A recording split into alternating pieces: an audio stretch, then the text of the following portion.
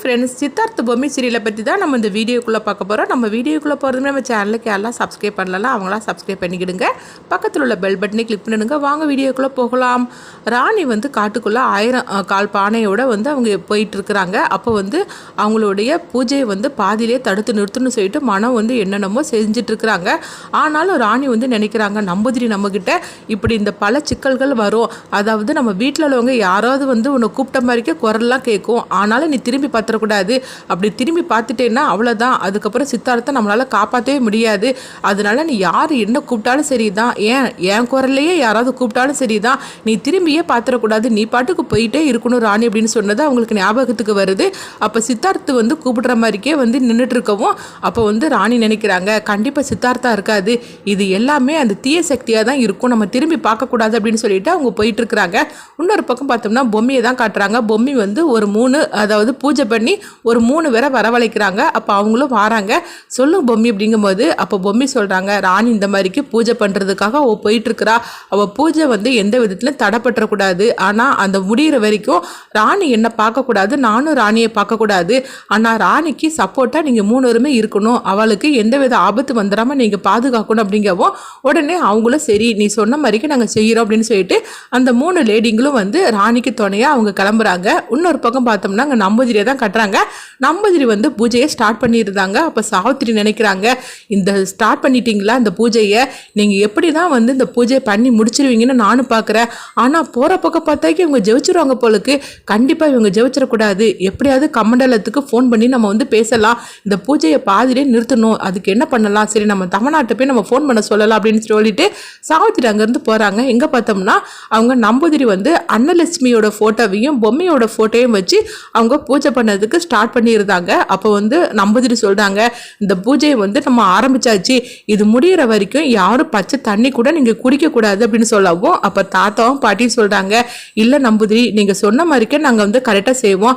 அது மட்டும் இல்லாமல் சித்தார்த்தை நம்ம எப்படியாவது காப்பாற்றணும், அதுக்காக எங்கள் உயிரையும் கொடுக்க நாங்கள் ரெடியாக இருக்கிறோம் அப்படின்னு சொல்லவும் அடுத்து பார்த்தோம்னா பூஜையை அவங்க ஸ்டார்ட் பண்ணியிருந்தாங்க.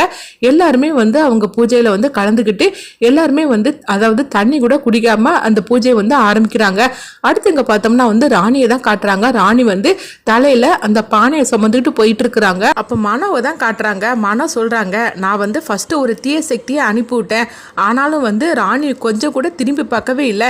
இப்போ அடுத்தது ஒரு சக்தியை நான் அனுப்பிவிட போகிறேன், அந்த தீய சக்தியில் கண்டிப்பாக அந்த ராணி மாட்ட தான் போகிறா அப்படின்னு சொல்லவும் அப்போ அவங்க எச்சினி சொல்லிட்டு இருக்கிறாங்க, ராணி இந்த பூஜை மட்டும் பண்ணிட்டாக்கி அதுக்கப்புறமும் நம்ம நினச்சாலும் கூட எதுவுமே நம்மளால நடக்க முடியாது, அதனால அந்த பூஜையை எப்படியே தடுத்து நிறுத்தியே தீரணும் அப்படின்னு சொல்லும் போது நீ ஒன்றும் கவலைப்படாத எச்சினி, அந்த பூஜையை தடுத்து நிறுத்திடலாம், எப்படியாவது அவள் தலையில் இருக்கிற பானையை நம்ம கீழே இறக்க வச்சுட்டா மட்டும் போகிறோம், அதுக்கப்புறவு என்ன நினச்சாலும் சரிதான் அந்த பூஜையை அவள் செஞ்சு முடிக்க முடியாது, சித்தார்த்தையே அவள் காப்பாற்ற முடியாதுன்னு சொல்லிட்டு இருக்கும்போது இங்கே பார்த்தோம்னா சித்தார்த்தை தான் காட்டுறாங்க. சித்தார்த்தை முழுசாவே அவங்க கல்லாவே ஆயிருந்தாங்க.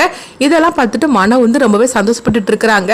கல்லா மாறின உன்னை கண்டிப்பாக அந்த ராணி பொம்மையை காப்பாற்றவே முடியாது, அவ்வளோதான் உன்னுடைய வாழ்க்கை முடிஞ்சு போச்சுது, பின்னாடியே உன் பொண்டாட்டியான பொம்மியை ராணியை நான் அனுப்பி விட்றேன், உங்களுடைய கதையே முடிஞ்சு போச்சுது, இப்போ நான் என்ன பண்ணுறேன் பார் அப்படின்னு சொல்லிட்டு அடுத்ததாக ஒரு தீய சக்தியை அனுப்புறதுக்காக மனம் ரெடி பண்ணுறாங்க. இங்கே பார்த்தோம்னா கமண்டலத்தை தான் காட்டுறாங்க. கமண்டலம் சொல்கிறாங்க, இந்த ராணியோட கதையை முடிச்சிட்டோம்னா அதுக்கப்புறமா இது எல்லாமே என்னுடைய கண்ட்ரோலுக்கு வந்துடும், இதெல்லாம் பண்ணணும்னா அந்த ராணியோட கதையை முடிக்கணும், அவள் தலையில் இருக்கிற பானை எப்படியாவது நான் கீழே வைக்க மட்டும் வச்சிட்டோம்னா அதுக்கப்புறவு நான் நினச்சது எல்லாமே நடக்கும் அப்படின்னு சொல்லிட்டு கமண்டலம் பார்த்தோம்னா ஒரு லேடியை உருவாக்குறாங்க. அவங்களும் வராங்க. உடனே அவங்க சொல்றாங்க, சொல்லுங்க அப்படின்னு சொல்லும் போது அப்போ கமண்டலம் சில விஷயங்கள்லாம் சொல்றாங்க, இதை மட்டும் நீ பண்ணிட்டா போற அப்படின்னு சொல்லவும் உடனே அவங்களும் சரின்னு சொல்லிட்டு ராணியோட அந்த பானையை கீழே அவங்க தலையிலேருந்து இறக்கி வைக்கிறதுக்காக அவங்க அதை பண்ணதுக்காக அங்கேருந்து கிளம்பிடுறாங்க.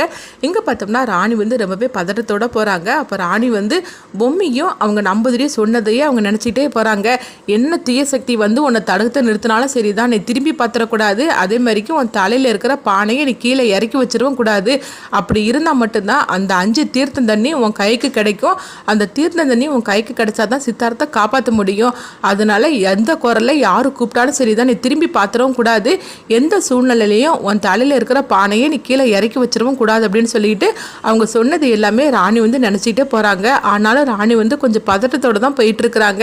என்ன நடந்தாலும் சரிதான், என்னுடைய தாடிக்காரனை நான் காப்பாற்றியே தீரணும் அப்படின்னு சொல்லிட்டு போகும்போது அடுத்து பார்த்தோம்னா கமண்டல் அனுப்பின அந்த லேடியை தான் காட்டுறாங்க. அவங்க வந்து ராணியோட தலையில் இருக்கிற அந்த பானையை கீழே இறக்குறதுக்காக ராணி நடந்து வரக்கூடிய இடத்துல வந்து ஏதோ முள்ளா வந்து போட்டு வச்சிருந்தாங்க. இதை பார்த்துட்டு ராணி தெரியாமையே அவங்க அந்த முள்ளு மேலே காலை வச்சிடவும் ஐயோன்னு சொல்லிட்டு கத்துறாங்க. அப்போ அவங்க காலை வந்து முள்ளெல்லாம் குத்திடுது.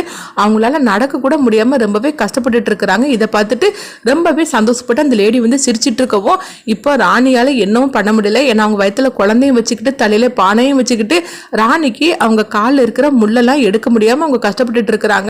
இவ்வளவு பிரச்சனைகளோட தான் ராணி போயிட்டு இருக்கிறாங்க. அடுத்தது என்ன நடக்க போகுதுன்னு பார்க்கலாம்.